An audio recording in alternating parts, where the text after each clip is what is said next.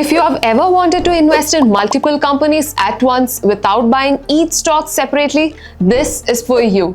Today we are talking about ETFs, exchange traded funds, an investment idea that started in the US in 1993 and came to India in 2002. And now it is becoming popular among Indian investors. So what exactly is an ETF?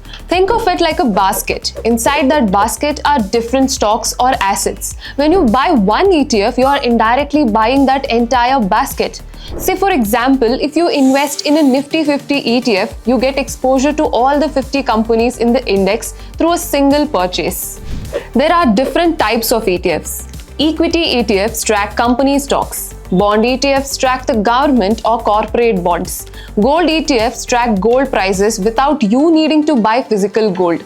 And sector ETFs focus on specific industries like the banking or IT.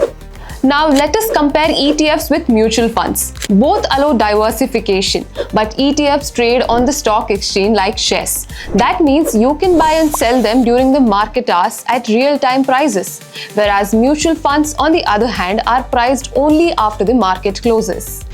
Another key difference is the cost. ETFs usually have lower expense ratios because they follow a passive strategy.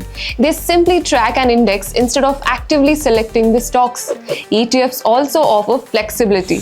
You can trade intraday, place stop loss orders, or even short sell, which isn't possible with the mutual funds.